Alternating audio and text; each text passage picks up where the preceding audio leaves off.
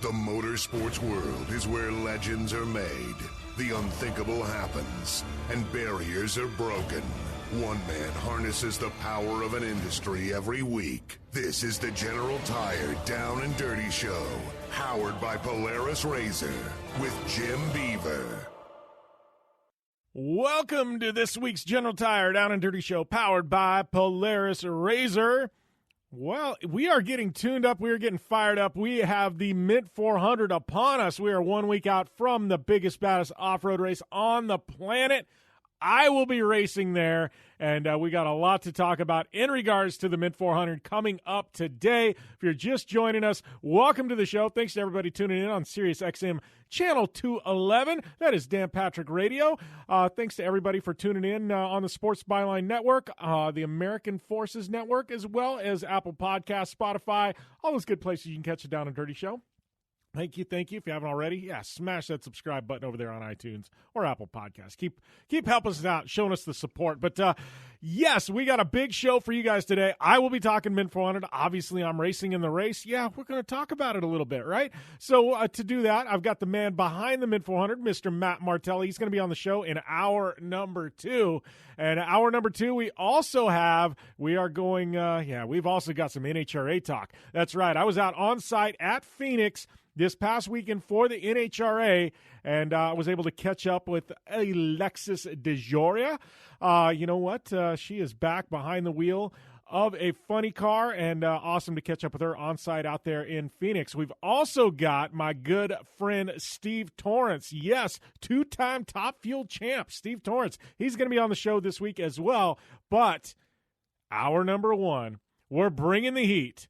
We've got Mr. Rowdy Kyle Busch on the show today. I sat down with him. It's going to take up a couple of segments here, and I got to tell you, Kyle Busch, anytime you get 30 minutes with Kyle Busch, does not disappoint. Kyle Busch going to be on the show, making his Down and Dirty Show debut today. Yes, right here. You're in the right place for the best in action motorsports talk radio, and I am really, really excited to bring you today's show. If you got any questions for any of our guests, don't forget, hit me up. It is at JimBeaver15 on Twitter, also on Instagram, Facebook, all that good stuff. But you want to interact during the show, Twitter, probably Instagram, probably the best 2 places, probably Twitter mostly. But, I want your fan questions. You got questions for one of our guests? Boom, hit me up. We will get them answered, my promise to you. So, yes, prepare yourself. We got a massive show, one of epic proportions, coming at you right here today on the General Tire Down and Dirty Show, powered by Polaris Razor. Whether you're looking for a tire that balances high performance responsiveness and traction in wet and light snow conditions, excellent handling and traction in wet and dry conditions, or a summer performance tire designed with the driving enthusiast in mind, General Tire has you covered. From the all-new G-Max RS to the Grabber ATX, no matter what you drive, General Tire will get you where you're going. Learn more at GeneralTire.com. General Tire, cruising with the Down and Dirty Radio Show since 2012.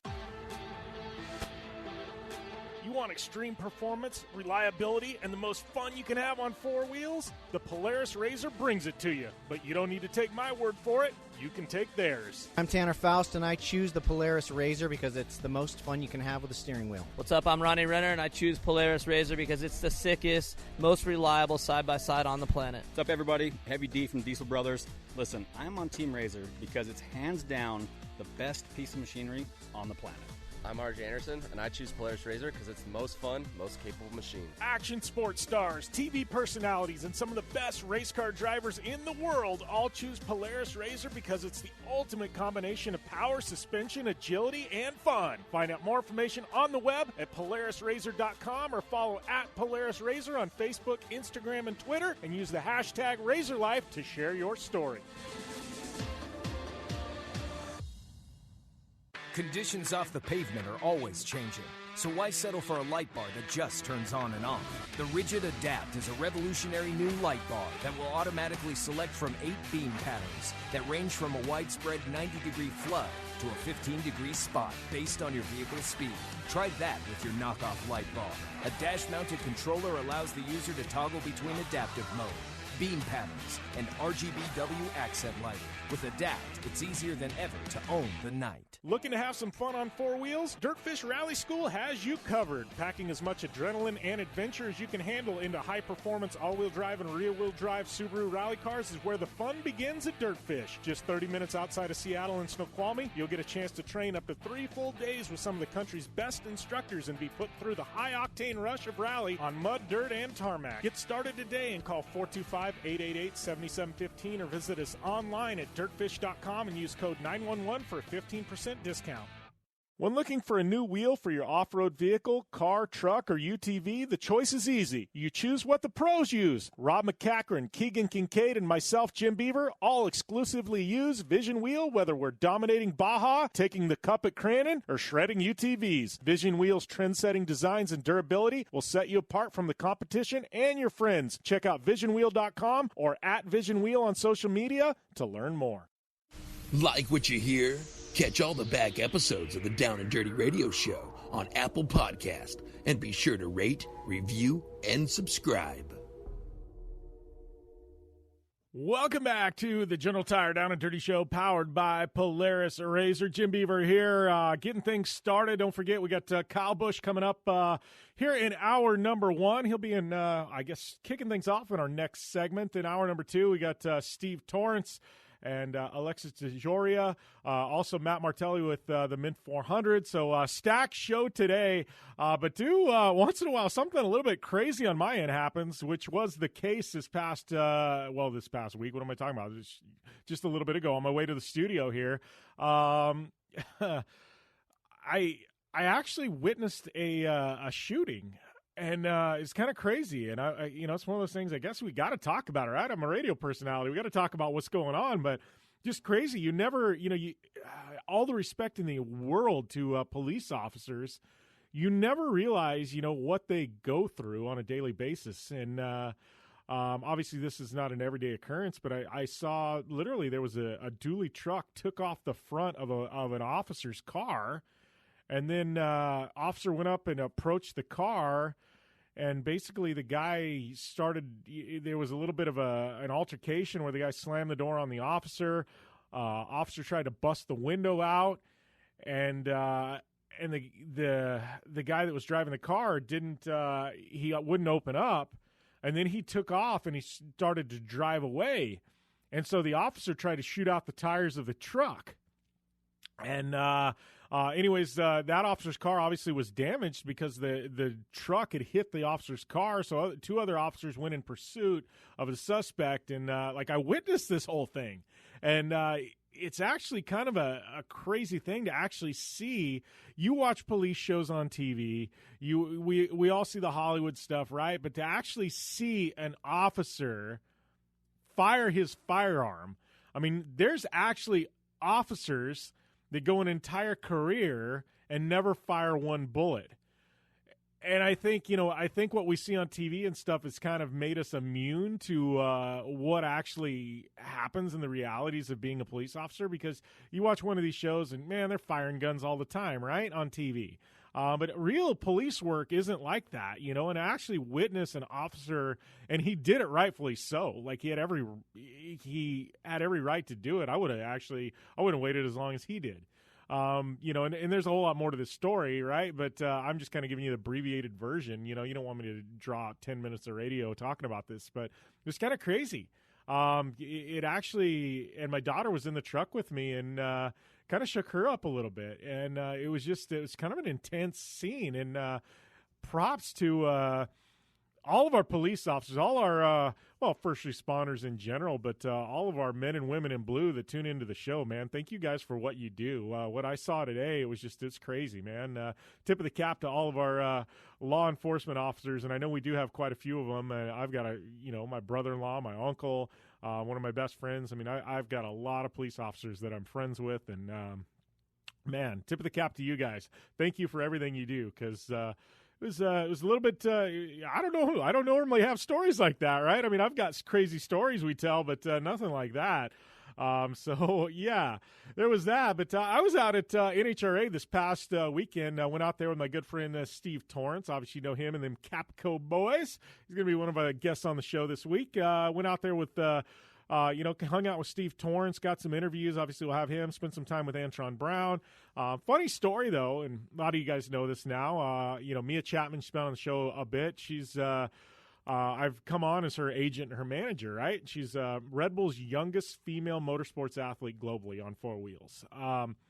Phenomenal talent, and so it's one of those, like, I want to show her the other side of motorsports. This is a girl who grew up on off-road, 17 years old. I want to show her the other side of motorsports. So we take her out there to Phoenix, and I'm there doing interviews, stuff like that. Her and her dad came out. They live in the Phoenix area. And I was hyping up, top fuel cars. So we're going to get you in the water box, Mia. She's going to listen to me and said, no. I said, you're going to get an experience today, And I told her about, like, your lungs are going to be on fire. I said, your makeup's going to be melting off your face.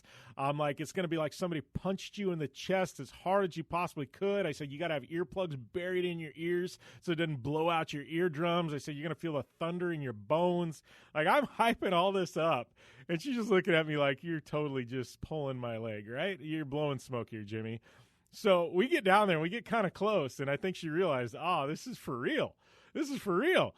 And so we get her in the water box, which is, for those of you that aren't NHRA fans, don't know what I'm talking about, they all drag cars, they go through a thing of water right at the back of staging. They go through that, and then they go and do their burnout, and then they kind of go back, get staged, boom, lights go.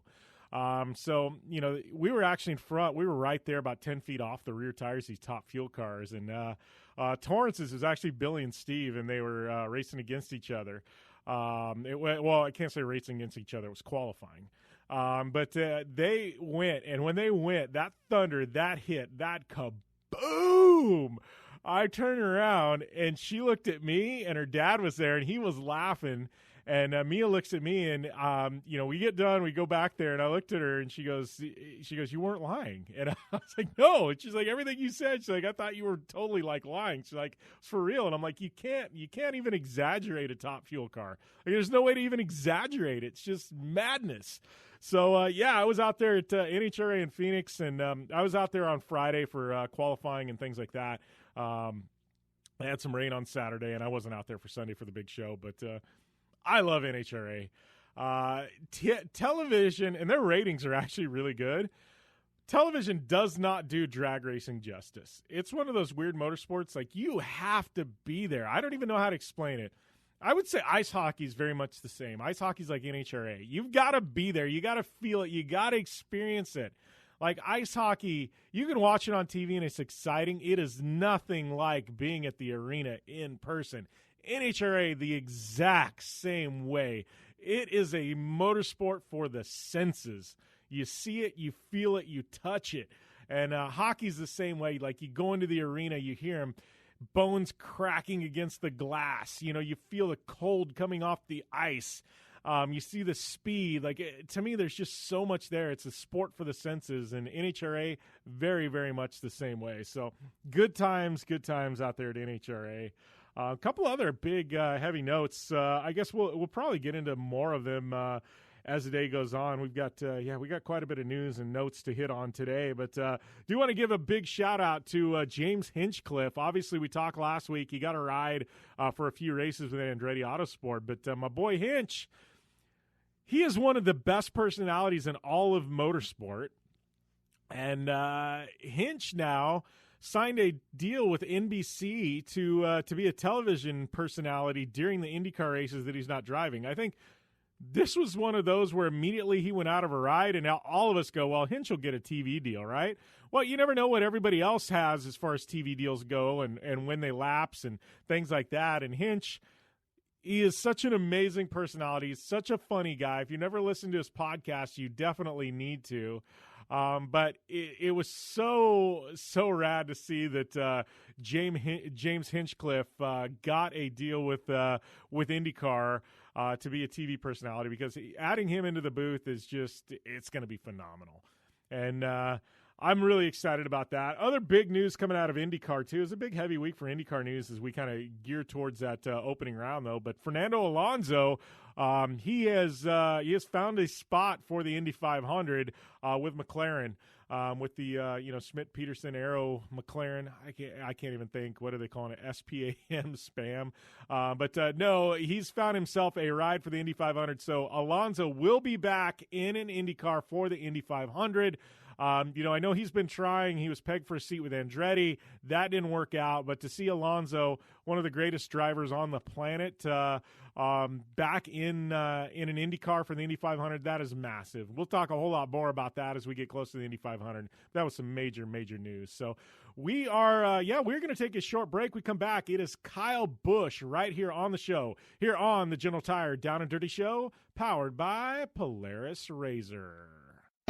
Your life demands a tire that provides durability, comfort, and performance, and that's what General Tire delivers for you. From the all-season grip of the Grabber UHP to the comfort and on-road manners of the Grabber HTS to the durability and off-road traction of the Grabber AT2, General has a tire that will help get you where you need to go. So let us take you on your next big adventure. Tweet us at General Tire, hashtag anywhere is possible, because with General Tire, anywhere is possible. Don't just shred your way through any off-road rugged terrain. Get into gear with GSP XTV and let us redefine your adventure. The GSP advantage of quality and performance sets a standard for UTV axles. We strive to provide premium ATV and UTV axles to keep you shreddy ready. Kick up some dirt and get in the driver's seat with GSP XTV. With over 35 years of experience, drive with a company you can trust. Drive with GSP. For more information, please visit us at gspxtv.com today. You're listening to the Down and Dirty Radio Show, powered by Polaris RZR. All killer and no filler.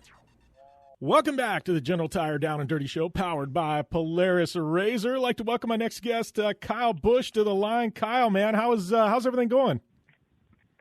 It's going okay, I guess. We've certainly we've had our ups and downs already so far this year, but looking forward to plenty more wins, hopefully. Yeah. How is it when you go to a track like Vegas? I mean, that's kind of your hometown. I mean, I remember as a kid, I can't say a kid because we're about the same age, but I remember you running dirt tracks in the Southwest. I remember watching you at like Mojave Valley out there by Needles. Like, how is it going back to the Southwest and being in the Vegas area?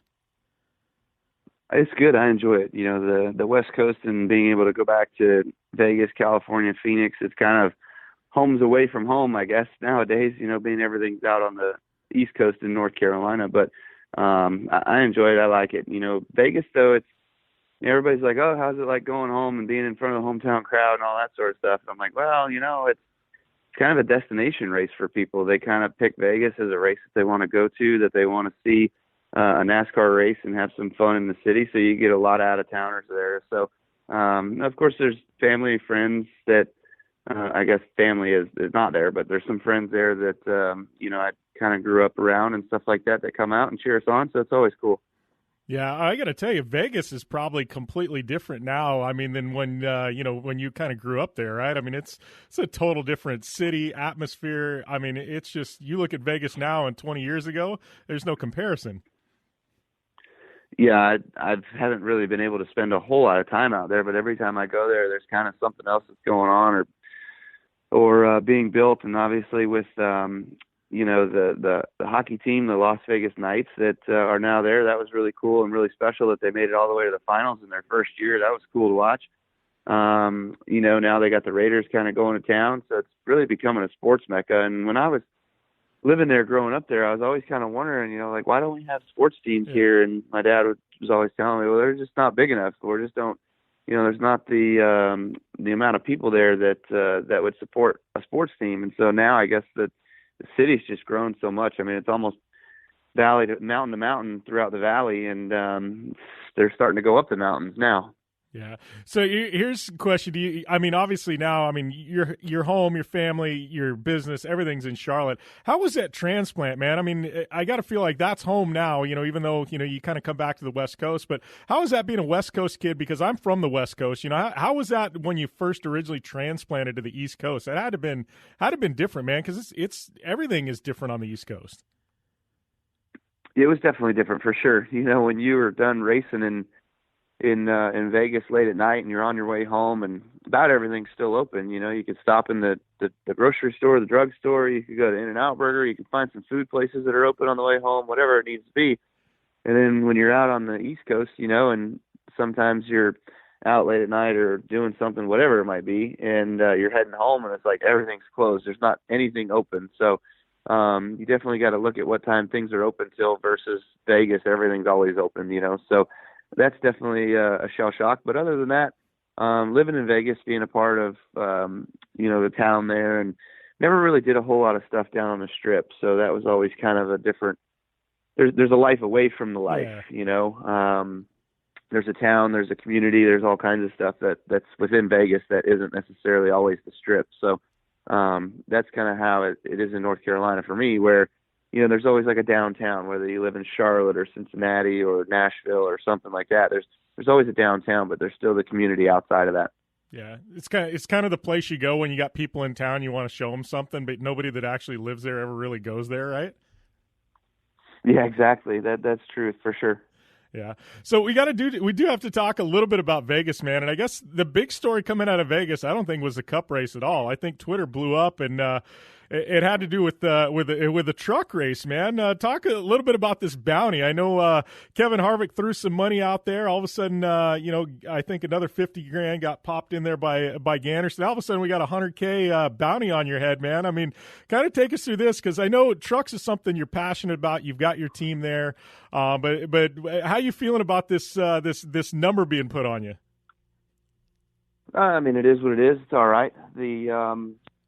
Being in the truck series and being as good as Kyle Busch Motorsports is, I mean, I've been able to win 7 races in a row now, I guess, and should have been more than that. I think the one before the one that would have made it 8 in a row, I finished second, but we had a bad pit stop and I had to start dead last on the final run. That was only 20 laps wrong, and I couldn't make it all the way to the front in time. So, we can win about any single race out there. And so Kevin Harvick basically said, you know what?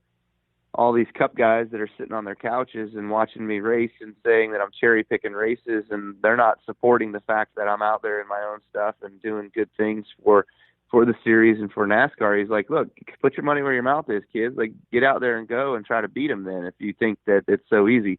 And, so Kevin's actually kind of on my side about it, but, there's some of these other guys that just think I'm cherry picking races, but man, you got to have sponsors to be in this business. And fortunately, I've got some good sponsors in the truck series, and I've got other good younger drivers that are trying to make it as well too. And if it wasn't for Kyle Busch Motorsports and my team in the series, there wouldn't be the likes of Eric Jones and Christopher Bell and William Byron and Bubba Wallace and Harrison Burton now in the Xfinity series. So there's a lot of Noah Gragson in the Xfinity series. There's a lot of drivers that have come through our place that maybe or maybe not would have come through other people's places, but I still take some credit in being able to help those guys and get them to the next level. Well, and I think too, me looking at things, and honestly, I haven't really studied the NASCAR truck, the TV ratings or anything, but I got to think having you in for 5 races, or when you had Greg Biffle in the truck last year and he took that victory, I got to think, I mean, this is a big deal. There's a whole lot of additional eyeballs on the races then, you know what I mean? And there's got to be a spike in the ratings. I mean, they can say whatever they want, but at the end of the day, they got to be pretty happy when you show up to race. Well, I think it can go both ways. You can certainly have your Kyle fans that tune in to show up and watch the race because I'm in it, and then you're going to have your haters that turn the TV off that don't want to watch it because they know I'm going to win, and that just irks them so bad that they can't stand to live with themselves sometimes the next day. So it's it's certainly a unique situation, but it doesn't matter to me. I go out there and try to compete and do the best I can with the stuff I got, and fortunately it's been pretty good lately. We've been able to win some races, and my other teams, they were competitive this weekend in Vegas. They were running second and third to me for a little bit there. They kind of got crossed up on a restart there and dropped back just a little bit, and then ended up in some bad traffic situations. So those are young kids trying to learn. We got to talk to them about how to get better in that, and get them on to finishing top 5s and getting finishes out of those trucks that we know are good. Yeah.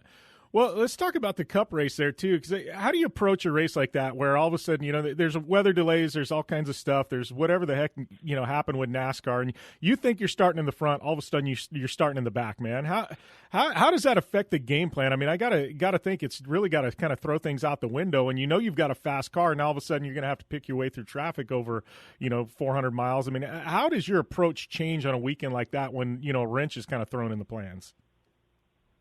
I mean, you just got to do what you got to do. It is what it is. We've I think I qualified on the pole there back in 2009, and we ended up breaking a motor in final practice, so we ended up having to change the motor and go into the back of the field, and started dead last and was able to come up through and win the race.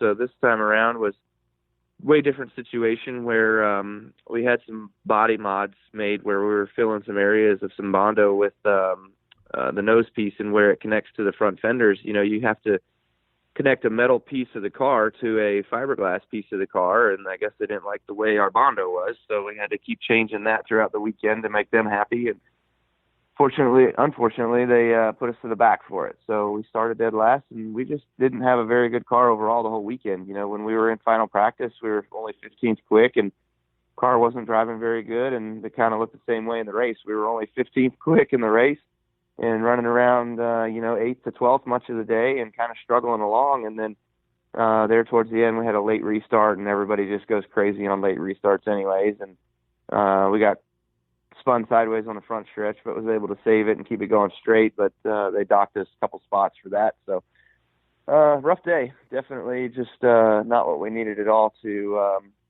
start our season. We're really far back, don't have a lot of points, and it's not looking good right now. Yeah. Well, and I gotta ask, so you say not looking good right now. We got to talk about your championship last year and the championship in 2015. I mean, we got to compare those, because if anybody knows how to rally back and win a championship, it's you. I mean, compare your championship in 2015 to the one last year, because both of them were hard fought, man. But the one in 2015, that was the one that wasn't supposed to happen, right? And now and you end up crowned champion. I mean, compare those, and how hard is it to win a championship? I mean, either which way you cut it, it's definitely tough at the Cup level, man. It's hard. It's hard to win races, let alone try to win a championship. But 2015, I got injured before the season even started. Really, wasn't able to make the Daytona 500, and then had to miss the first 11 races of the season. Was able to come back. I broke my right leg and my left foot, and had to go through rehab and rehabilitation, stuff like that, in order to get that stuff back going and working right and getting ready to get back in the car. Fortunately, I was able to do that. Side note, all while my wife was pregnant with our first son, Brexton. He was born, 2 days after I got back in the race car for the first time at Charlotte. And, the first couple races didn't quite go very well, but then I think it was the fifth race at Sonoma. I didn't think I was ever going to make it through the race at Sonoma, and fortunately, here we are. We ended up winning the thing. And we were able to start our surge of being able to win some races. We won 3 in a row right there.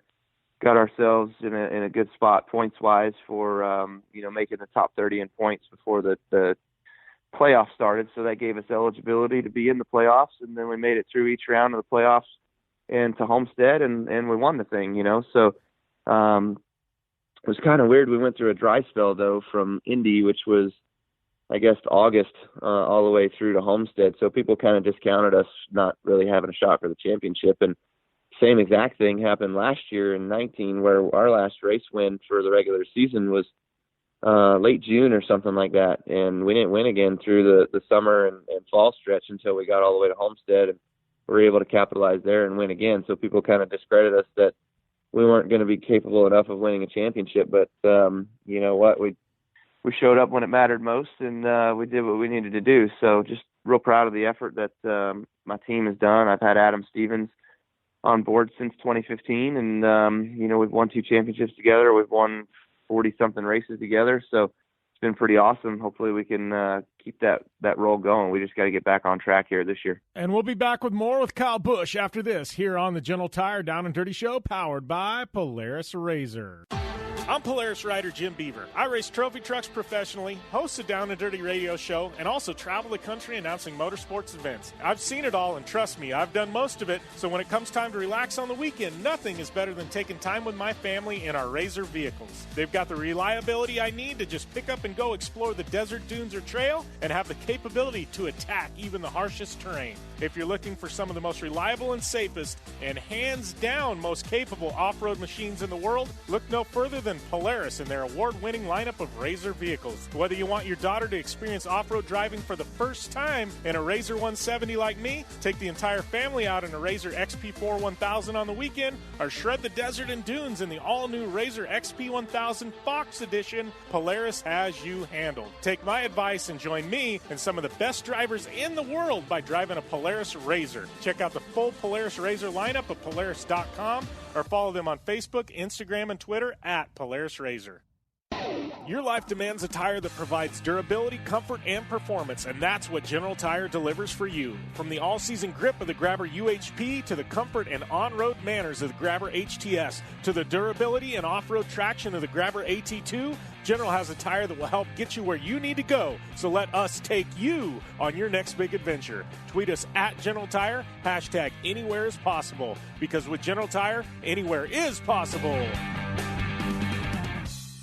When looking for a new wheel for your off-road vehicle, car, truck, or UTV, the choice is easy. You choose what the pros use. Rob McCachran, Keegan Kincaid, and myself, Jim Beaver, all exclusively use Vision Wheel, whether we're dominating Baja, taking the cup at Crandon, or shredding UTVs. Vision Wheel's trend-setting designs and durability will set you apart from the competition and your friends. Check out visionwheel.com or at Vision Wheel on social media to learn more. Looking to have some fun on four wheels? Dirtfish Rally School has you covered. Packing as much adrenaline and adventure as you can handle into high-performance all-wheel drive and rear-wheel drive Subaru rally cars is where the fun begins at Dirtfish. Just 30 minutes outside of Seattle in Snoqualmie, you'll get a chance to train up to 3 full days with some of the country's best instructors and be put through the high-octane rush of rally on mud, dirt, and tarmac. Get started today and call 425-888-7715 or visit us online at dirtfish.com and use code 911 for a 15% discount.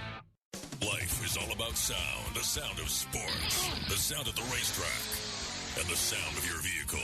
Don't drive around listening to this. Drive around listening to the sound of performance. Gibson Performance. Gibson Performance Exhaust is the company who can turn this into this. Remember that life is all about sound, and Gibson Exhaust is the sound of performance. Check out your next catback exhaust system, headers, muffler, or UTV exhaust at GibsonPerformance.com and get more power and more sound. Like what you hear? Catch all the back episodes of the Down and Dirty Radio Show on Apple Podcast, and be sure to rate, review, and subscribe. Welcome back here to the General Tire Down and Dirty Show, powered by Polaris Razor. Got Kyle Busch standing by. Kyle, I got a question for you. You've been at the Cup level for a very, very long time now. You're one of the winningest drivers in NASCAR history.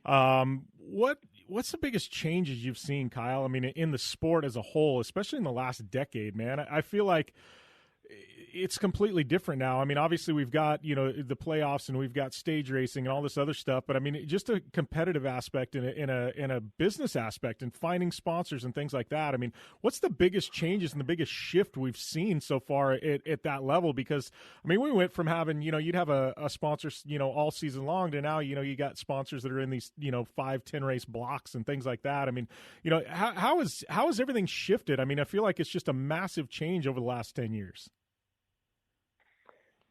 Yeah, the part of it is just that the expense of the sport is way higher now than what it used to be years ago, and not many of these corporations are willing to spend much of their advertising budget on race cars and racing, and so that's why you kind of see the smaller blocks of sponsorship dollars that you don't see full season sponsors. But fortunately for me, I got the best sponsors in sports, most namely the M&Ms. I mean, they're my primary guys, even though you see different colors and you see Snickers or Skittles or M&Ms or, another brand of M&Ms on my car. It's all the same brand. It's all the same company. So, I have 30 races 32, including the non-points races that M&M sponsors. And then I have Interstate Batteries, which has always just kind of been the cornerstone of Joe Gibbs Racing, who also still sponsors the 18 car. So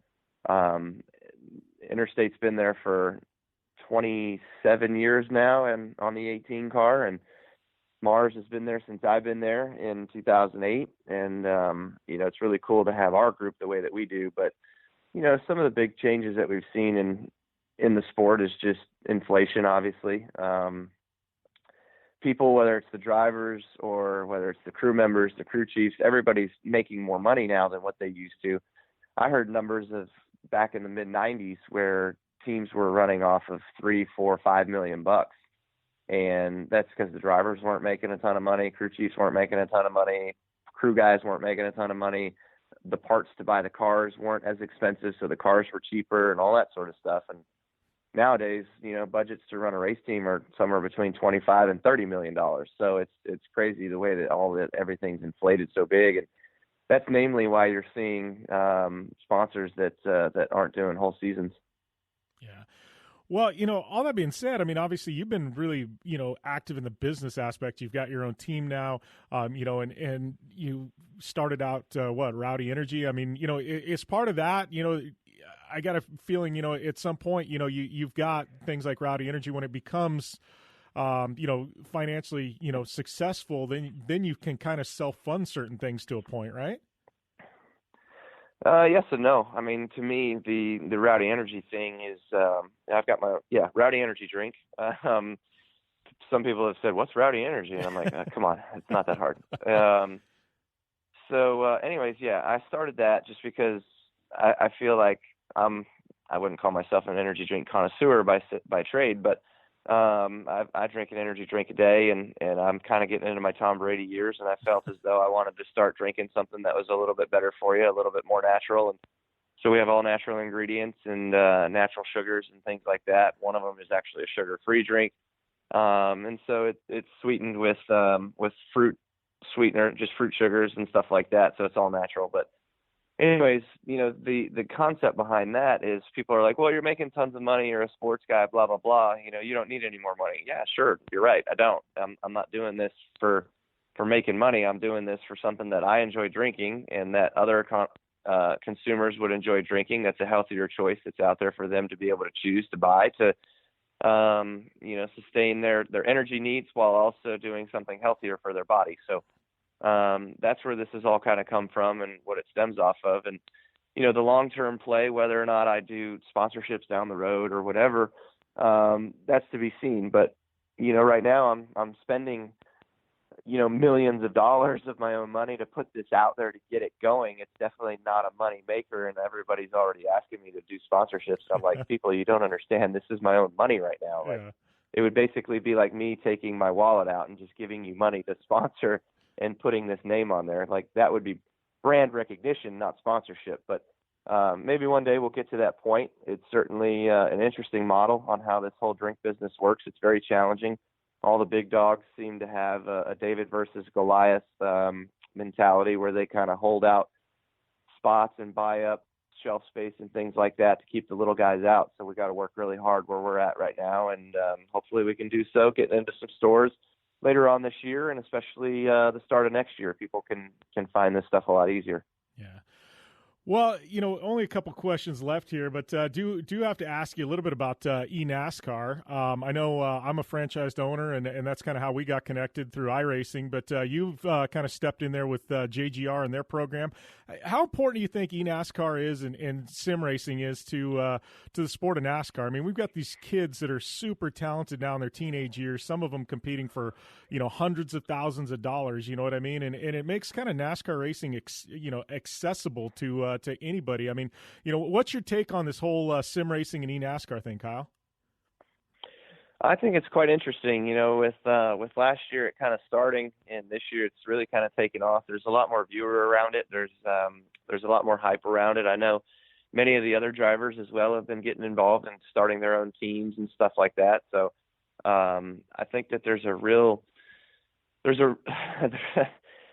like anything in racing, you can spend more money in order to go faster, and I think there's a way that you can really screw this up for the little guys, if you will, with the setups and how to make the cars go faster and what sim life really is versus real life and the racing aspect and all that. But past the complicatedness of it, it's definitely pretty cool. Seeing William Byron, who started in the sim world and just driving on simulators and then getting into real cars and driving them and being good at it. I don't know that you see a whole lot of crossover like that very much, but I think Bubba Wallace took out a couple sim racers last year to go do some Legends car testing and getting them in the real thing and seeing how they did and stuff like that. So it's quite interesting though, and I think the sim world, we use it an awful lot. It's a tool for us that we use on the Cup circuit where, we have these $1 million simulators, not just the little rigs that people have at their home that you can use. It's just a different way, just a tool that we use to try to make ourselves better, our cars better, and our setups better. And I think that that's a interesting part to our sport. But a lot of sponsors have been getting involved with it as well too, namely Rowdy Energy. We're involved. We've got Malik Ray, who was leading the Daytona race and doing really good, and unfortunately sped on pit road for the final stop, so that kind of messed up his day. But it's cool to watch these guys and see what they're all doing, and seeing the different teams that are involved in it as well. Yeah. So one final question before we let you go. Obviously, you won the Cup championship last year, but you also won the WWE 24/7 championship. Now, I'm a big wrestling fan, man. We got to ask you, how was that as far as career highlights go? And how did that all get put together with the WWE? Well, that's pretty fun. It was really a unique opportunity. We heard that they were in Nashville, and I was like, Brexton would like that. Let's go take Brexton and go over there. And so we called around, and they heard it was me, and they were like, hey, how would you like to be a part of the show? And I was like, well, okay, what does that entail? So they told me about this piece of the 24/7 thing, and I was like, yeah, sure. So we kind of did some talking with them about what we'd like to do and how it all turned out. And so it's kind of funny how the whole situation goes down with R-Truth, and he's running around with this 24/7 title. And, if you're able to catch him in the right spot and you got a referee in the vicinity and you can take him down and pin him, then, you can get the 24/7 title. So myself and Michael Waltrip, we got teamed up together, and we were able to get in the right position at the right time and take R-Truth down. And I was a 24/7 champion for about an hour. And then I guess while celebrating and doing some of the photo shoot and stuff like that backstage and, doing some media stuff around it, he came back up behind me and was able to take me back down and take the title back. So, that was kind of short-lived, but it was really fun in the meantime of being able to just get out there and see the show. Brexton enjoyed it, being able to watch the wrestling that was happening. And then, to have me be a part of it was cool. Yeah, no, it was, as a guy that watches WWE pretty regularly, and I watch it with my daughter actually, and all of a sudden you pop up on there, and everybody, there's celebrities all the time that are in there, and then all of a sudden you win, and it was like, oh wow, that just happened. I think it was caught a lot of people by surprise. I guess those crossover opportunities got to be huge for not only you, but NASCAR, right? Yeah, definitely. It was fun. We were in Nashville for the championship awards banquet, just coming off the championship there, and then, we heard they were in town and went over there, and they had us be a part of the show, so it was really cool. And crossover is always good between different sports. I've been to football games before. I know my brother goes to the hockey games at the Vegas Knights, and obviously having some guys all over that have different interests. I think Chase Elliott's into baseball, stuff like that. So it's always cool to have us kind of all around the place, and being in different sports sections of the U.S. Yeah. Well, Kyle, I appreciate the time, my friend. I know you got Family Day on tap, and you're getting ready to hit this Western swing up, I guess, in full swing. But thanks for the time, and thanks for coming on the show, man. Absolutely, no problem, man. Appreciate it. Good talking with you, and hopefully we can turn our season around, get back heading in the right direction. You're going to be the forefoot of that. All right, thanks a lot, man. Well, not every day you get Mr. Kyle Busch on the show. Big thanks to Kyle and his team and good friends there at Joe Gibbs Racing for helping set that up. Kyle, definitely, he's, part of the eNASCAR program there with iRacing, obviously just, killing it at the NASCAR level, having some struggles to start out the year. But if anybody's going to bounce back and be a threat for the championship, it's going to be Kyle Busch. But one of those interviews, not very often, you get a chance to have a guy like Kyle Busch on the show.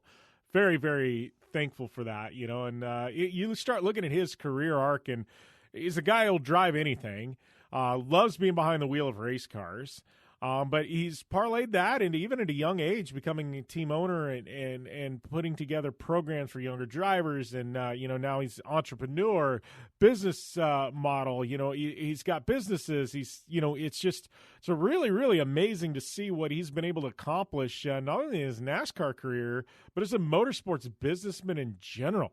Not often do you see that, that forward thinking, and the investments that he's done and really building things for the future. And when you get a driver who can do all that and you can see things, and not only that, but he kills it on the track. I mean, he's that guy where he shows up and, you expect him to be a top 5 guy, and when he's not, it's actually that's the story, right? When he's not winning, that's the story. I mean, how many guys get a bounty on their head for a NASCAR race because he's been so dominant? They throw out money to try and see if somebody can actually catch him. I mean, that's crazy. He's that good. And, to have him on the show, he's absolutely future Hall of Famer. Just so awesome to be able to catch up with Kyle Busch today here on the show, and really thankful to be able to do that interview. And hopefully at some point we can in the future. Big fan of him and his wife too. Man, she kills it, absolutely kills it. She's a big part there of KBM and things like that. And just awesome, good people, and stoked to be able to have him on the show and.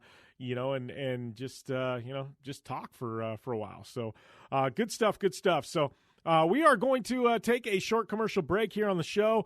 We come back. We're going to wind up hour number 1. This is our Power Hour on Sirius XM, and then we're going to move on to hour number 2. We're going to have Alexis DeJoria, Steve Torrence, Matt Martelli with the Mint 400. Man, it is a stacked show today. We are just getting started right here on the Gentle Tire Down and Dirty Show, powered by Polaris Razor. Conditions off the pavement are always changing, so why settle for a light bar that just turns on and off? The Rigid Adapt is a revolutionary new light bar that will automatically select from 8 beam patterns that range from a widespread 90-degree flood to a 15-degree spot based on your vehicle's speed. Try that with your knockoff light bar. A dash-mounted controller allows the user to toggle between adaptive mode, beam patterns, and RGBW accent lighting. With Adapt, it's easier than ever to own the night. Don't just shred your way through any off-road rugged terrain. Get into gear with GSP XTV and let us redefine your adventure. The GSP advantage of quality and performance sets a standard for UTV axles. We strive to provide premium ATV and UTV axles to keep you shreddy ready. Kick up some dirt and get in the driver's seat with GSP XTV. With over 35 years of experience, drive with a company you can trust. Drive with GSP. For more information, please visit us at gspxtv.com today. Thanks for tuning in to the Down and Dirty Radio Show. Available live online, in syndication on networks across the U.S., and available internationally on the American Forces Network. Welcome back here to the Gentle Tire Down and Dirty Show, powered by Polaris Razor. Thanks to everybody tuning in on Sirius XM Channel 211 Dan Patrick Radio. Yes, this is going to conclude our Power Hour of the show. But, those of you that want to catch hour number 2 and you're tuning in on Sirius XM Channel 211, hit us up on Apple Podcasts or downanddirtyshow.com. You can catch the second half of the show there.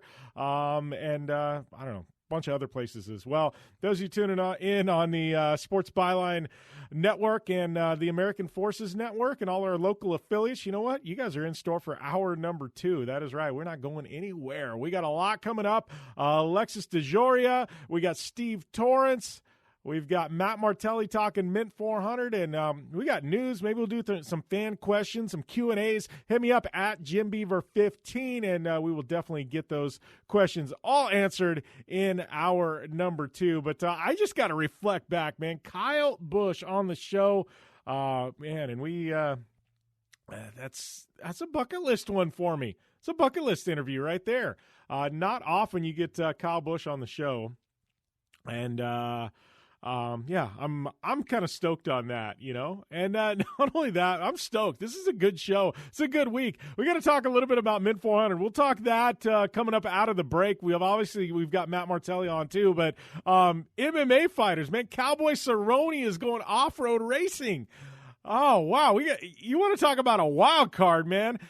Cowboy, that guy will do anything, and I got to think he's going to be probably pretty competitive at the mid 400. So, yeah, I mean, Josh Koscheck, another MMA legend, he's going to be racing the mid 400 as well. Like, man, we got some legit AAA MMA fighters, and they're going to be converging on Las Vegas for the mid 400. You want to talk about some big news? We got all of that coming up in hour number 2 right here on the show because, man, this is going to be a massive, massive week ahead. So stay tuned here to the General Tire Down and Dirty Show powered by Polaris Razor. We're going to dissect it all coming up after this.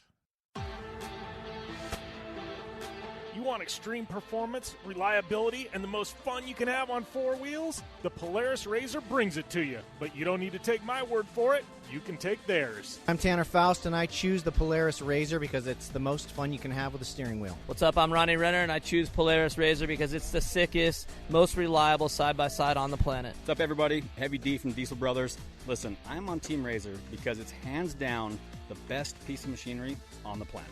I'm RJ Anderson, and I choose Polaris Razor because it's the most fun, most capable machine. Action sports stars, TV personalities, and some of the best race car drivers in the world all choose Polaris Razor because it's the ultimate combination of power, suspension, agility, and fun. Find out more information on the web at PolarisRazor.com or follow at Polaris Razor on Facebook, Instagram, and Twitter, and use the hashtag RazorLife to share your story.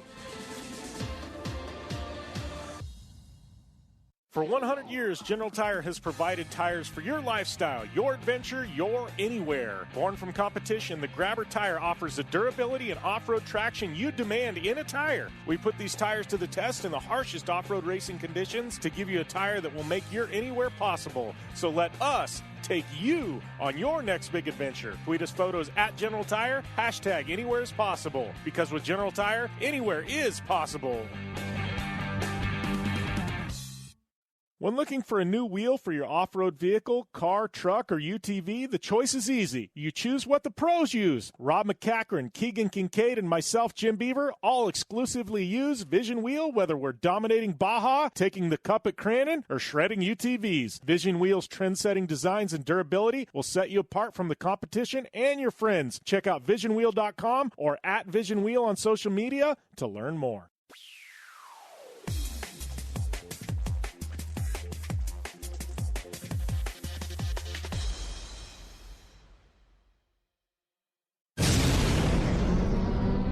Thanks for tuning in to the Down and Dirty Radio Show, available live online, in syndication on networks across the U.S., and available internationally on the American Forces Network. Welcome back here to the General Tire Down and Dirty Show, powered by Polaris Razor. You know, and I got an interesting statistic here. I guess we're kicking off hour number 2 in a real big way, right? Immediately jumping right into things. I was reading something on cord cutting.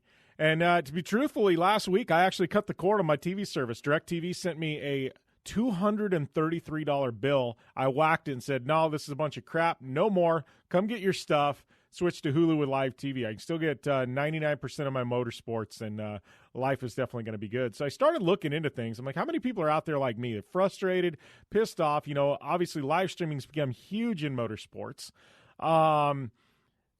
And I started looking, and I found some statistics. So in 2018, there was 90.3 million people in this country, or in the households, paying for television via satellite, cable, etc. Right? Last year, it dropped to 86.5 million. So basically a 5 million drop. And then it dropped again to 82 million estimates this year. So it's like almost 9 million people in 2 years have cut the cord. Looking at cord-cutting adults, it's gone from 33 million to 45, so there's actually been a 12 million person increase in cord-cutting. So I guess that includes non-pay TV households and things like that, people getting over the air. But 12 million adult increase have cut the cord.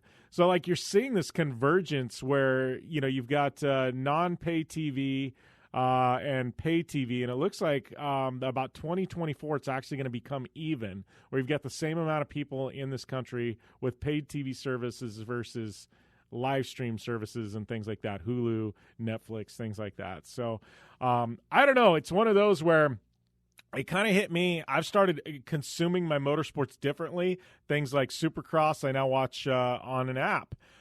Things like IndyCar I now watch on an app. I watched King of the Hammers on an app. I watched the Mint 400. I'm doing the TV show for it, but I generally would watch it on an app. Like, I feel like everything's shifting. It's a big industry shift now. And I don't know, something to look out for in 2020 as things continue to increase on the live streaming front. But I guess that's the way to kick off hour number 2, right? We're going to take a short commercial break, and we come back. I'm going to have Alexis DeJoria right here on the General Tire Down and Dirty Show, powered by Polaris Razor. Don't go anywhere.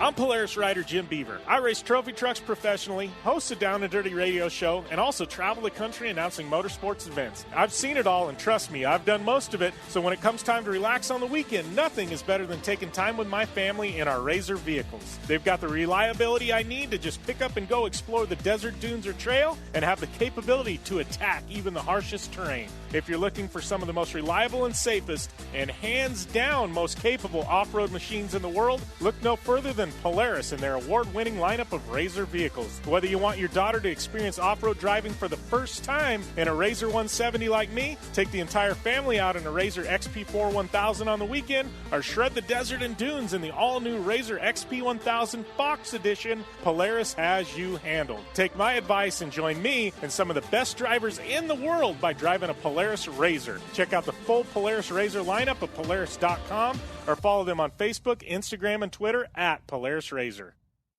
Your life demands a tire that provides durability, comfort, and performance, and that's what General Tire delivers for you. From the all-season grip of the Grabber UHP to the comfort and on-road manners of the Grabber HTS to the durability and off-road traction of the Grabber AT2, General has a tire that will help get you where you need to go. So let us take you on your next big adventure. Tweet us at General Tire, hashtag anywhere is possible, because with General Tire, anywhere is possible. When looking for a new wheel for your off-road vehicle, car, truck, or UTV, the choice is easy. You choose what the pros use. Rob McCachran, Keegan Kincaid, and myself, Jim Beaver, all exclusively use Vision Wheel, whether we're dominating Baja, taking the cup at Crandon, or shredding UTVs. Vision Wheel's trend-setting designs and durability will set you apart from the competition and your friends. Check out visionwheel.com or at Vision Wheel on social media to learn more. Looking to have some fun on four wheels? Dirtfish Rally School has you covered. Packing as much adrenaline and adventure as you can handle into high-performance all-wheel drive and rear-wheel drive Subaru rally cars is where the fun begins at Dirtfish. Just 30 minutes outside of Seattle and Snoqualmie, you'll get a chance to train up to 3 full days with some of the country's best instructors and be put through the high-octane rush of rally on mud, dirt, and tarmac. Get started today and call 425-888-7715 or visit us online at dirtfish.com and use code 911 for a 15% discount. Life is all about sound, the sound of sports, the sound at the racetrack, and the sound of your vehicle. Don't drive around listening to this. Drive around listening to the sound of performance. Gibson Performance. Gibson Performance Exhaust is the company who can turn this into this. Remember that life is all about sound, and Gibson Exhaust is the sound of performance. Check out your next catback exhaust system, headers, muffler, or UTV exhaust at GibsonPerformance.com and get more power and more sound. Like what you hear? Catch all the back episodes of the Down and Dirty Radio Show on Apple Podcast, and be sure to rate, review, and subscribe. All right, welcome back here to the General Tire Down and Dirty Show, powered by Polaris Razor. And so like I said before, I was on site out at NHRA in Phoenix for the second round of the NHRA series. Got a phenomenal relationship with the NHRA. So I was out there on site doing some interviews, also just taking it all in, doing some social media influencer stuff, having a lot of fun. That's the biggest thing, fun, right? NHRA is fun for me. Love going out there. So I was able to catch up with a couple of drivers. Next couple of weeks, we'll be sprinkling in some of those interviews and things like that. But one of those drivers, this has been one I've wanted to do for a long time. She stepped away from drag racing for a couple of years. Now she's back. And I was able to catch up with her there in Phoenix. And so if you hear some background noise, stuff like that, literally had a microphone plugged into my phone. That's the way I do these on site. So, it's not quite studio quality, but solid interview. Definitely, I think you guys are going to enjoy this one. So this is me on site at Phoenix at the NHRA event with Alexis DeJoria. All right, out here at Phoenix with Alexis DeJoria. I guess welcome back would be first off, coming off, I guess, I don't want to call it your debut, but I guess comeback last couple of weeks ago. But welcome back. Yeah, thank you. So happy to be back and back at this racetrack where I got my first Nitro win. So I got to ask, I know we're burning a little rust off. You missed the pit earlier today, right, when you were walking by? I was in a deep conversation with a fan about our beer sponsor, ABK Beer out of Bavaria. It's the oldest brewery in the world from 1308. So I was doing a little bit of sales. So it was for a good cause. No extra walking ever hurt me. So, that being said, I mean, obviously back this year, I know it's, kind of tell us about coming back this year. I know taking a little bit of time off, it was always planned to come back, but is there ever that little, kind of scratch in the back of your brain when you do leave, like, hey, I know I'm going to come back, but there's going to be a process to coming back? I mean, how's this whole transition been back into the driver's seat? Of course, it was difficult making that decision, but it was a necessary decision. When you have such a rad team, when you have Tommy DeLago as a crew chief, Nicky Bonifane, you're driving for Kalita Motorsports, you have the best team, the best car, the best sponsor, and stepping away from that is beyond words. It was really, really hard, but also I'm a mom, and I had to make a decision where, if I was going to step away, this was the time to do it. My daughter was 16 or turning 16, and it was a pivotal moment for me. I needed to be there for her. So if I could make it happen, I was going to do it. And, so that was it. Well, and, and it looks like coming back this year, like you said, I think she's in college now. The time was right. On her way to college. One more year, but, the timing was right. Obviously, Dell came into the picture. Like, it seems like stars kind of aligned for this year. It really did. It's something we discussed, over the years about possibly doing in the future, and seemed like the right time again, where everything just seemed to line up, all the planets. Incredible to be able to work with these guys. Dell's been my mentor since day one. He was my first crew chief, my teammate, and Nicky Bonifane, I've worked with him since day one at Kalita Motorsports, and even beyond that, in Alcohol Funny Car, we ran his clutches, so his clutch disc. So it's been like a nice, kind of family reunion, honestly. So, in the 2 years, obviously 2 years isn't a long time to be off, and, coming back. But, is there anything you forgot? The first hit when you got behind the wheel, and you know what I mean? Was there anything, was there any surprises? You're like, oh, I forgot about that. The speed, really. Not being in a race car for 2 years, getting acclimated to the speed was the biggest thing for me. You forget.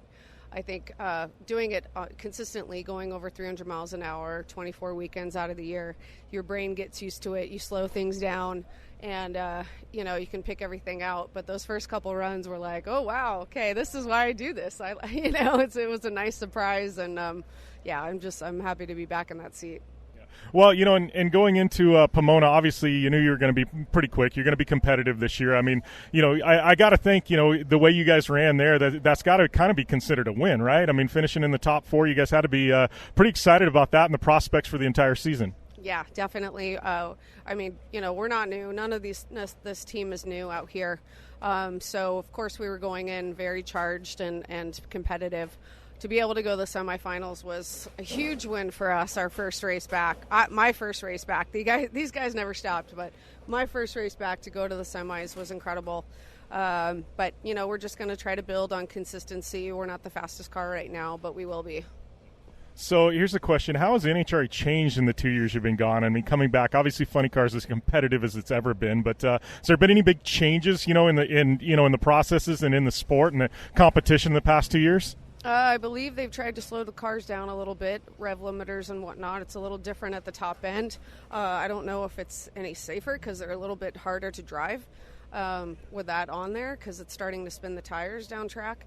But I know they don't want us going 340 miles an hour, unfortunately, because I was excited to get back and be able to run like that.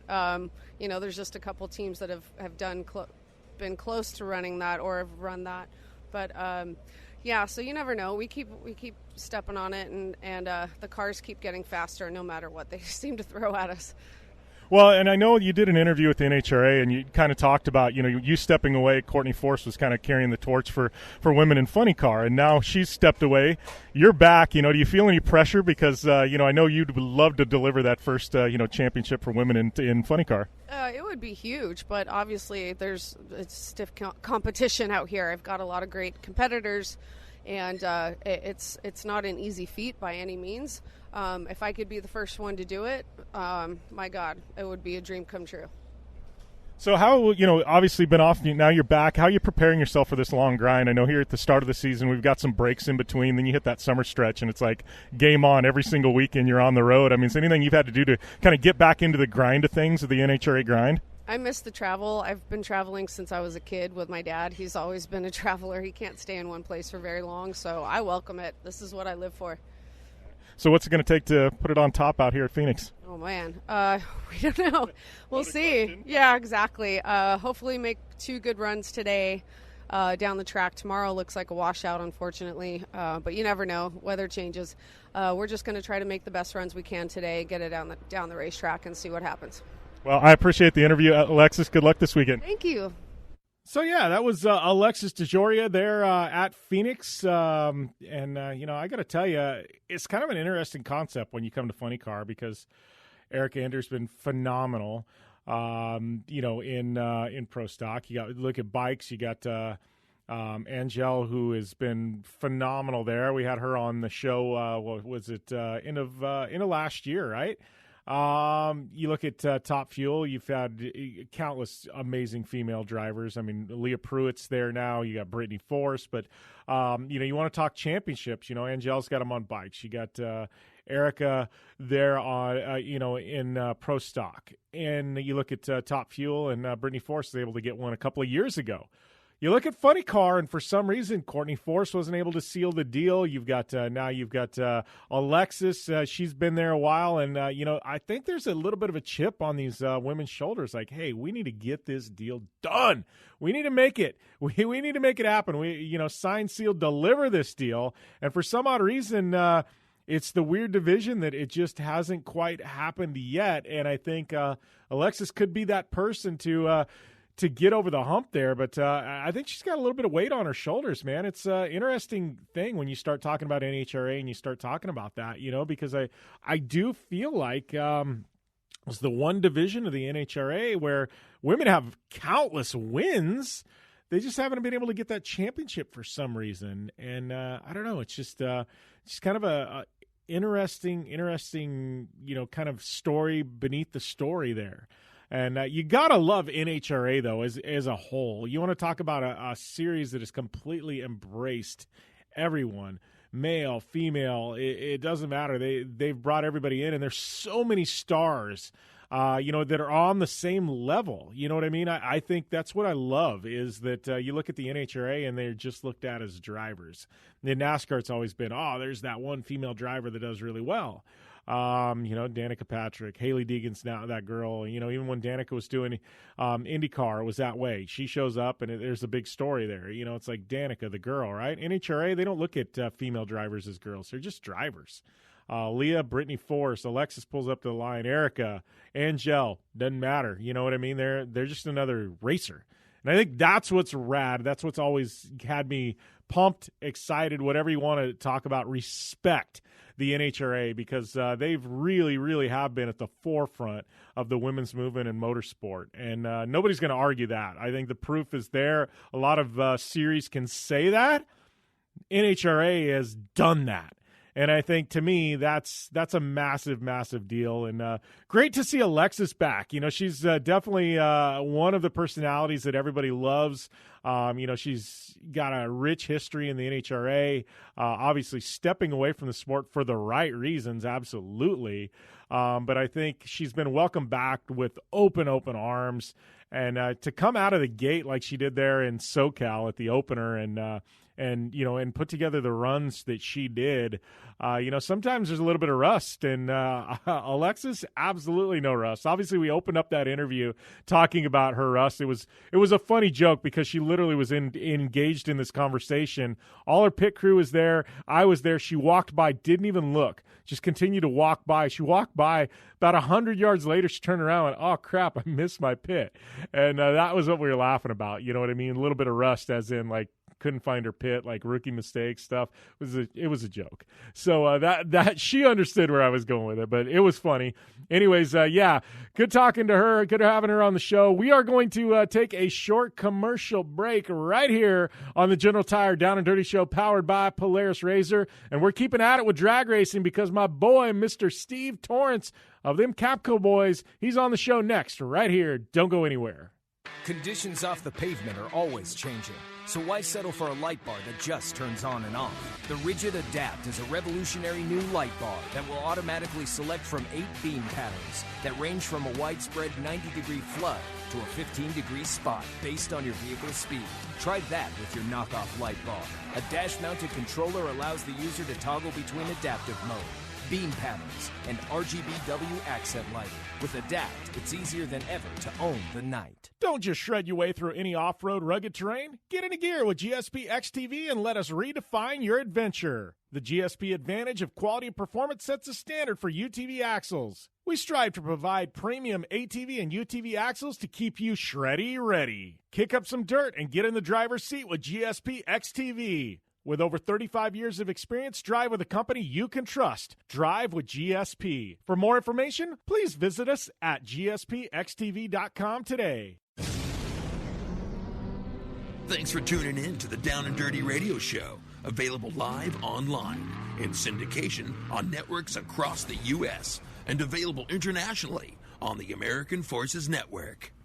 Welcome back here to the General Tire Down and Dirty Show, powered by Polaris RZR. Would like to, we're going to shift gears and go, I guess, down the NHRA route even further. We're shifting gears from third into fourth now, but I was actually out there at Phoenix and caught up with another good friend of mine. This is one of my dear friends in the NHRA, Steve Torrence, two-time world champ. Went down to the wire with Brittany Force, could have been 3. The most dominant driver of the past 3 seasons, hands down, in any division in the NHRA. And just an absolute, just a class dude. Love Steve Torrence. Always fun catching up with him. And this is a little bit more mellower of a Steve. We were sitting there back of his motorhome kind of hanging out. And like I said, live audio from NHRA. Might be some background noise. But I think you guys are going to enjoy this interview. Here's Steve Torrence.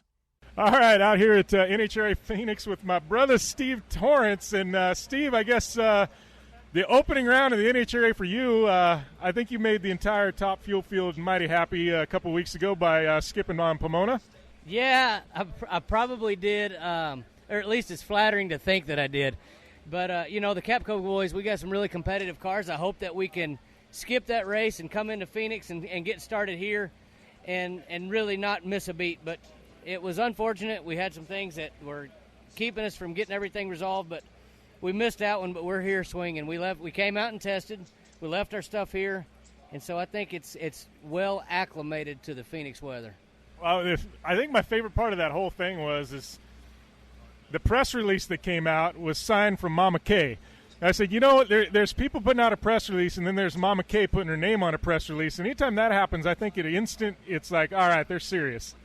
Yeah, we're the boss. Me and Billy are the bosses at Capco. Mama Kay's the boss over here at Torrence Racing. So she put that out, and we all stand behind her decision and what's going on. So definitely was an exclamation point at the end of that press release to have Mama Kay written.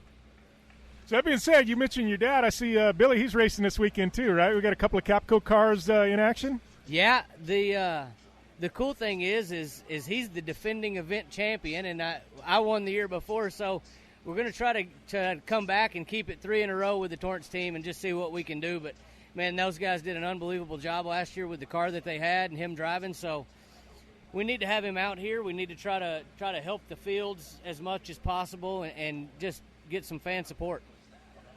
Well, and I got a feeling, you guys roll up, and it's not just you. It's your dad, Billy, and you both defending, event champions past 2 years. And you guys got to think you got the red shirt on right now, but you got a hell of a target on your back, Steve.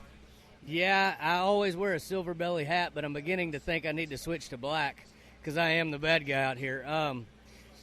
It's a different vantage point. You're either on the bottom of the mountain shooting towards the top, or you're on the top of the mountain shooting down, and right now we're on the top of the mountain, and everybody's got a good square shot at us, so we just got to do the best we can and try to maintain that position. Back-to-back championships one championship's difficult, but to do 2 of them in a row is even more, and so these guys that work on both of these teams are very well seasoned in handling the stress and knowing what it takes to be a champion, and so I got a lot of support behind my back. Well, all that being said, too, off season, obviously, you guys skip Pomona. We know you're going to be quick here in Phoenix, but you guys have, won just about everything the past couple of years. And, everybody else has been doing their homework this off season. Everybody's trying to bring a bigger gun to the fight. What have you guys been doing this off season to prepare yourselves? Because they're bringing it.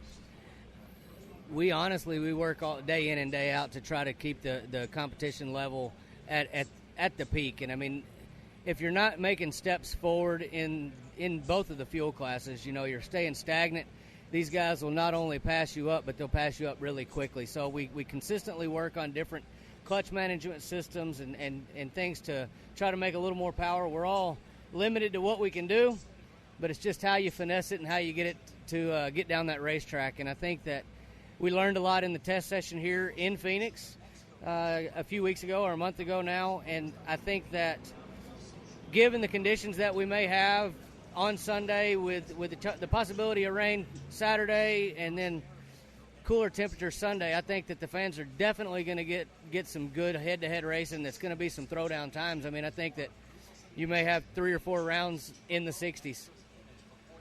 Well, all that being said, we got it's cloudy today, a little bit cooler. We got kind of breezy. Tomorrow's supposed to be rain. I mean, is all this weather, does any of it affect you guys in your approach to the weekend? Yeah, it changes everything that we do. I mean, we have onboard monitoring systems to monitor the weather. We monitor the track temps. We keep track of everything that's going on. So it'll be tricky. I think that we have enough data here from years past that we'll have something to go off of on Q1. And then after that, you just need to make a good representative run. That way you set yourself up for a good position in Q2 to go out there, be back of the pack, and really try to stand on it. We need to try to go number 1 today. Depending on what the weather does tomorrow, you may not have an opportunity. So switching gears here a little bit, we talked plenty of NHRA, but I know you got some big news. Looks like you're gonna be doing a little bit of cake testing here in the next week, man. Congratulations on that. Yeah, I got informed of that just earlier today that I got a cake testing on Tuesday. So I got engaged over the off season, and it's a really neat opportunity to marry my best friend. So I'm looking forward to it. It'll be a lot of fun. I've been giving everybody a little bit of a joke and saying that I've been working my butt off preparing for a wedding, which I haven't done anything. So, at least you're honest. Yeah, I did my part. I asked her to marry me, and now she can handle the rest. But it'll be fun, and I'm looking forward to it, and we'll get that done here pretty quick. So looking forward to this season. Obviously, you guys missed the opening round. Man, we're just kind of getting fired up. I know NHRA is a weird one where we got a couple of weeks where you run an event, get some time off, run an event, and then we hit that summer stretch, man, and it's a grind every single day. How you guys gearing up for that? I don't know if you gear up for it or you just get ready to endure it, because the summer months we typically have 9 races in 11 weeks, and it's grueling. And so when you're on the road that much, you really appreciate the first part of the season where you have a couple weeks off and are not back-to-back every weekend. But I think that, more fans will be able to come out during the summer months and enjoy the races. So I think that's why they do it. But it definitely is grueling on us teams that travel the road.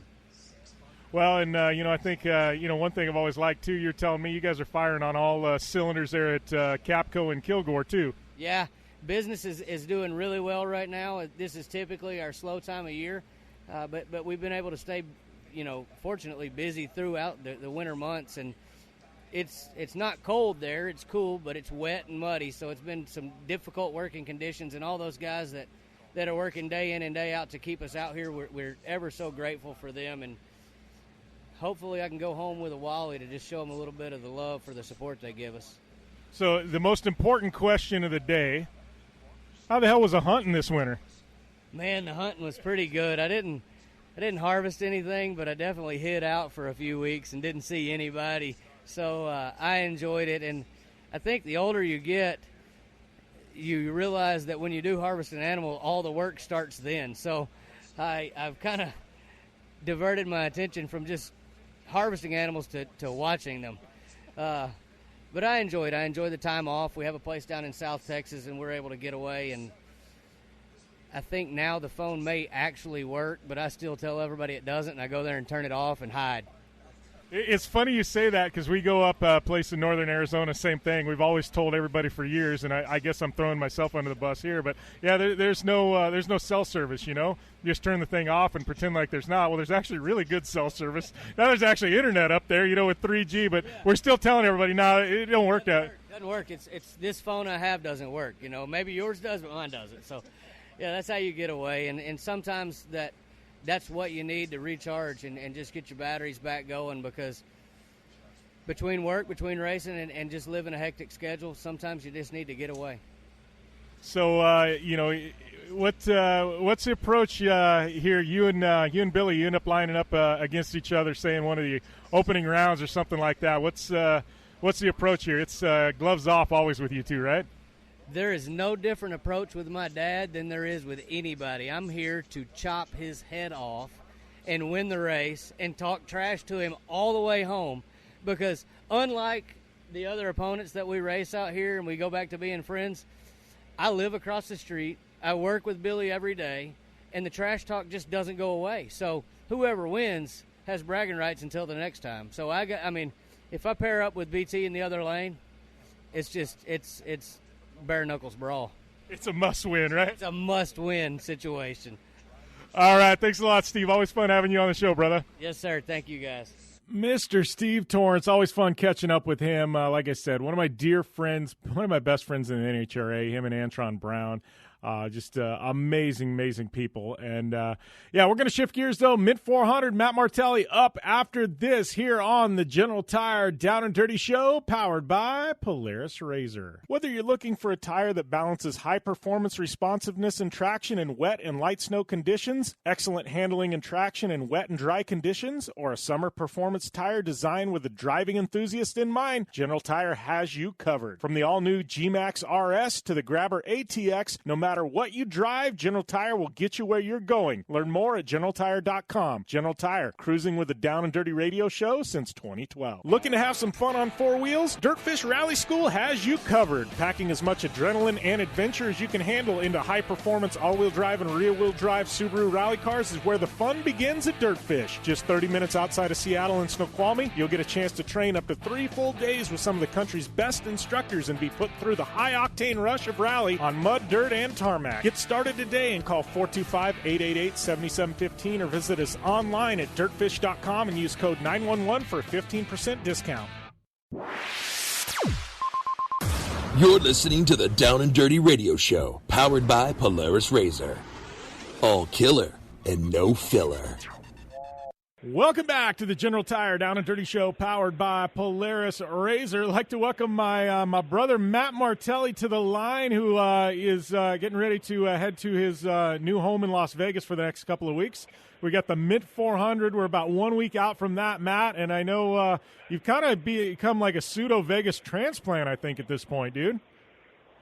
Yeah, it's definitely my second home, and, it's great. I love that town, man. I love the history of Vegas. The people are awesome, and you know me, dude. I navigate by food, so there's killer restaurants there too. So kind of got the best of everything. You mentioned old Vegas, you know what I mean, and like the history of that city. It's one thing I like. Well, not only about Vegas, because there's some rad history there, but the Mint. You want to talk about an event like that, and I look at that, and I mean, that's one of the I guess you talk about legacies in motorsports, and I mean, it's definitely got to be a top 5 in this country as far as I'm concerned. As far as motorsports events, it's a Indy, Daytona, Pikes Peak. You know, I got to think you talk about legacies in motorsports in this country. The Mint 400 to me has got to rank right up there in maybe the top 5 or 6. You know, and you guys have been. It's not all forward looking. You know, you guys always nod back to the history of the event, and you bring in some of the past people that have been a part of it. You know, you play up the history of the event. I think that's what makes things special. I mean, things down on Fremont, the whole old Vegas feel, like it's been really rad that you guys have been able to modernize an event that's got a legacy like it is, but still stay true to the roots, you know? Yeah, no, absolutely. I think it's one of the top 3 motorsports events in the country because, you know, it is the Great American Off-Road Race. I mean, this started, the first race officially was in 1968.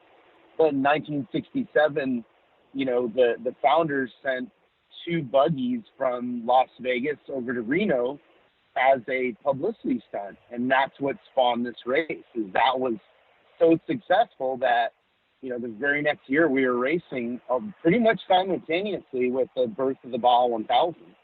So, you know, for us, it's really cool that we get the opportunity to carry the history of this race forward and to really curate it and shepherd it. But, man, I love the history, you know, and we keep the guys who did the race and were who raced in the race previously, you know, close because they're all part of this. They're part of the DNA of not just the Mint, but the Mint really spawned off-road culture globally.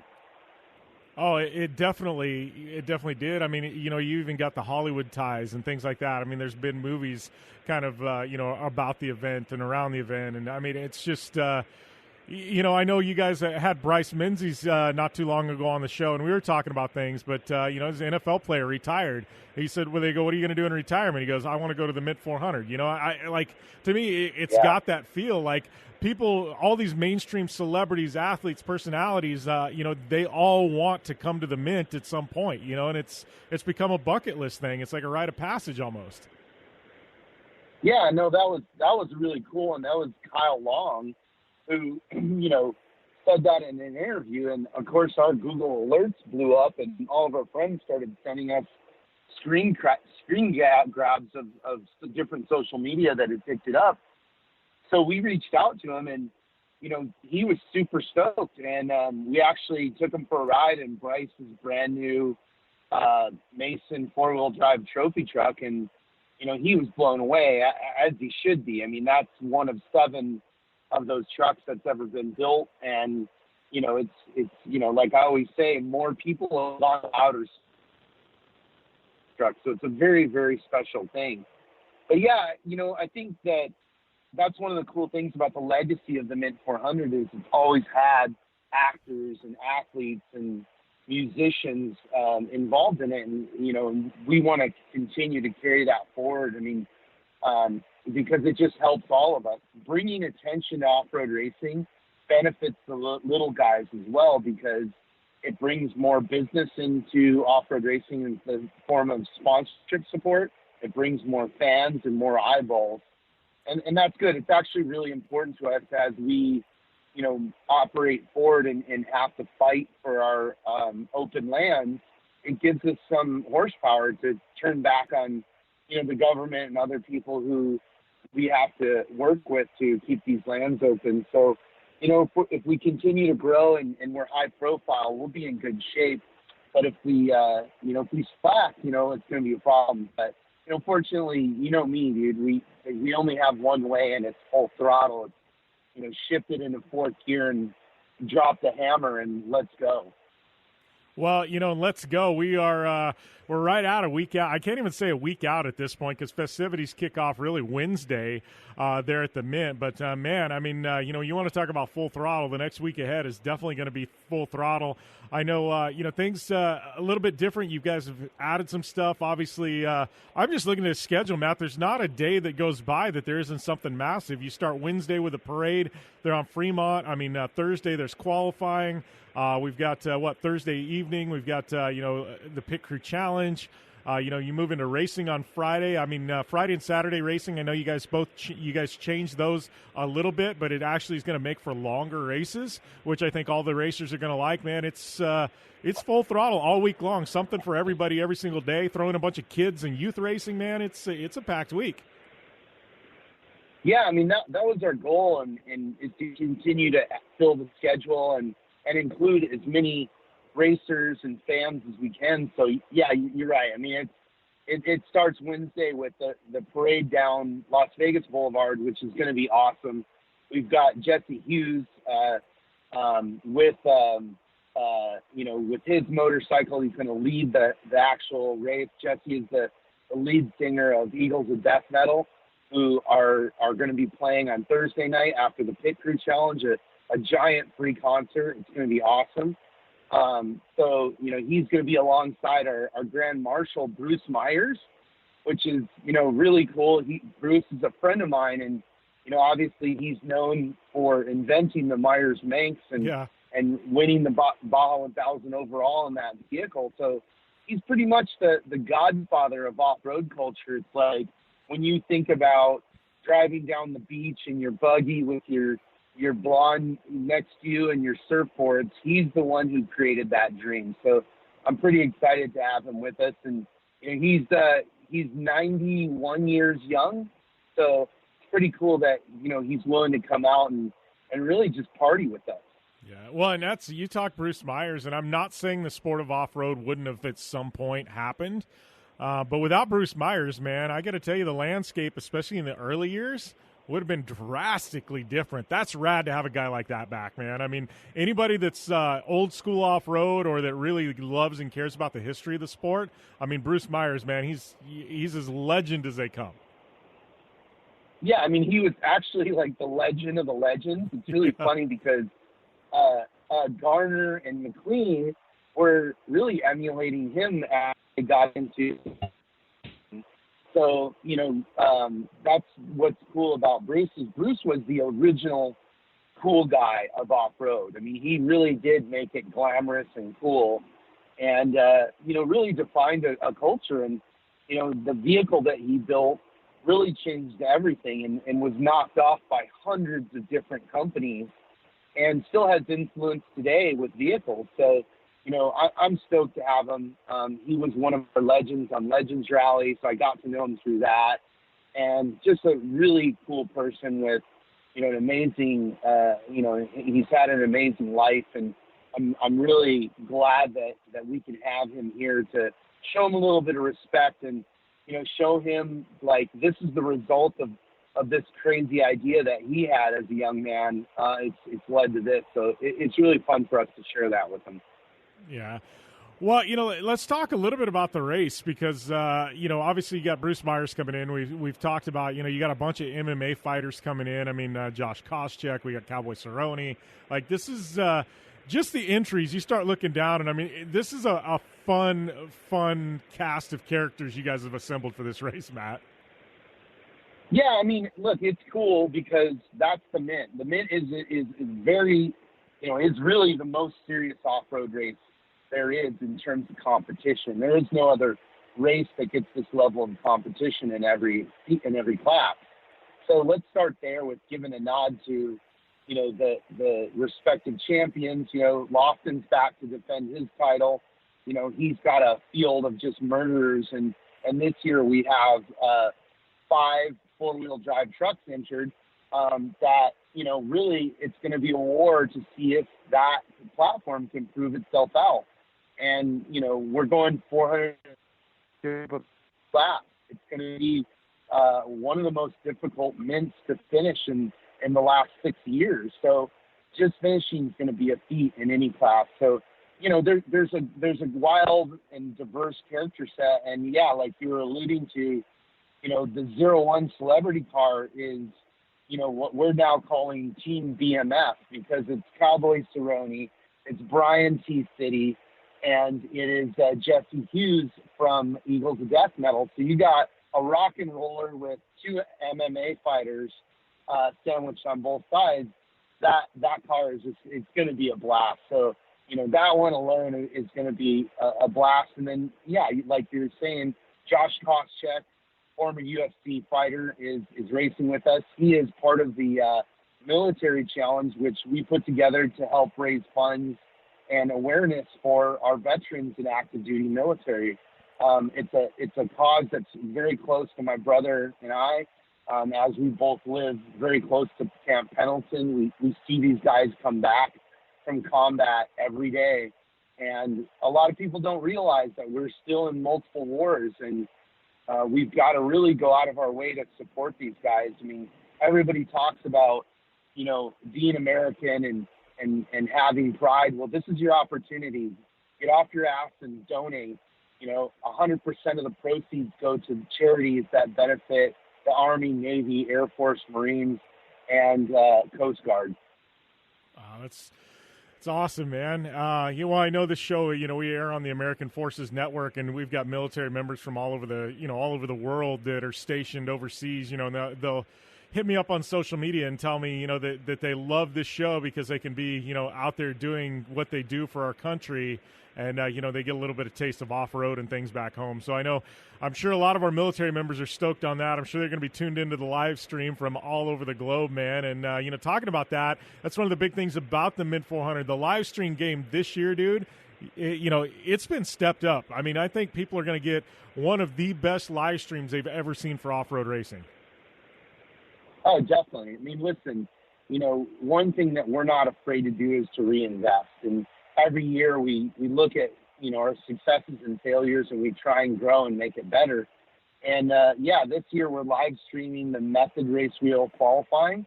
So that'll be on Thursday, and that kicks the week off. And then we're live streaming Friday and Saturday. And we have a pretty spectacular live stream package that includes, helicopter feeds, drone feeds, and new to this year, we'll be doing in-car camera feeds live. We'll be able to show you the inside of race vehicles and actually talk to those drivers as they're racing the Mid-400. So I'm really excited about that. But yeah, we just continue to step it up. I mean, you joined us this year as part of the talent team that's going to be covering some of the races when you're not in the race car. So that's huge. As well as we have a pretty all-star crew with Tiffany, Bob Bauer, myself, Jim Marsden, and a couple other people as well. Yeah. Well, I can tell you, man, I'm excited to get to Vegas. My favorite event of the year, hands down. I'd say Mid-400 and Crandon. Those are my top two, man. So I think the Mid-400 is definitely in good company when you put that in the ballpark with Crandon as the must-see events of the year, buddy. But I can't wait to get out there, on to Fremont and see the festivities. Have you have a cold beer with you? I know we got Mid-400 beer this year, dude. I mean, you're really up my alley. That's right. Yeah. Hey, Beach Grease, a beer company, stepped up and did a custom beer for us, so you'll be able to get that on site, or you can order it online at dirtco.com. Come out and join us. So there's still tickets available for the start finish. We have a ton of stuff going on there, including Roland Sands Super Hooligan Racing. So one ticket price gets you monster trucks, it gets you Super Hooligan Racing, it gets you the Mid-400 off-road racing, spectating. All right, Matt. Well, I appreciate you taking the time, my friend. We're up against the time break, but we will see you next week out there at the Mint, and we are going to take a short break. We'll be back after this right here on the General Tire Down and Dirty Show, powered by Polaris Razor.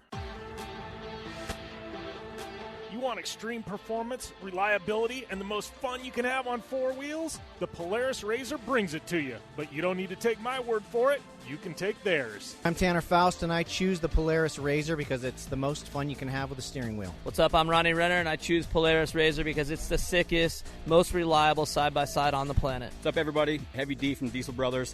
Listen, I'm on Team Razor because it's hands down the best piece of machinery on the planet. I'm RJ Anderson, and I choose Polaris Razor because it's the most fun, most capable machine. Action sports stars, TV personalities, and some of the best race car drivers in the world all choose Polaris Razor because it's the ultimate combination of power, suspension, agility, and fun. Find out more information on the web at PolarisRazor.com or follow at Polaris Razor on Facebook, Instagram, and Twitter, and use the hashtag RazorLife to share your story.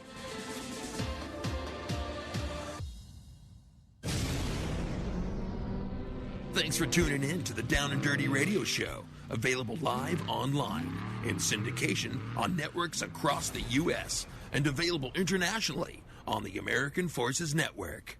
And that's all we've got for this week here on the General Tire Down and Dirty Show, powered by Polaris Razor. Seriously, thank you guys for the continued support of the show. Thanks to everybody who tuned in on SiriusXM. They're on Dan Patrick Radio, channel 211. Those of you that are tuning in online, you can catch us there 10 a.m. Pacific on Sundays. Also, Sports Byline USA listeners, American Forces Network. Thanks to all our military. Go and subscribe over there on Apple Podcasts. Definitely helps us out. Leave us a rating 1 through 5 stars. Please do that. Take the time. Much appreciated. And check out my other show, Project Action. Big shout out to all our partners in the show: General Tire, Polaris Razor, Vision Wheel, Rigid Industries, Dirtfish, Optimus.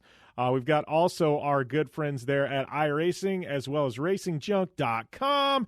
And thank you guys. Yes, you listeners. Wouldn't be here without you guys. I will be out there at the Mint 400. I'll be racing my Polaris Razor. We got more radio coming at you next week, though. Don't worry about it. We're not going anywhere.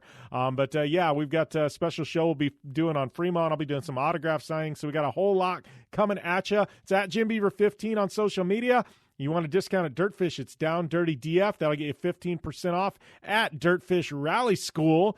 And, come and see me at the Mint 400 next week. We'll do a show the next week before then. But, just a reminder, we're racing next week. So, you guys have a great week, a phenomenal week, and we'll see you next time here on the General Tire Down and Dirty Show, powered by Polaris Razor.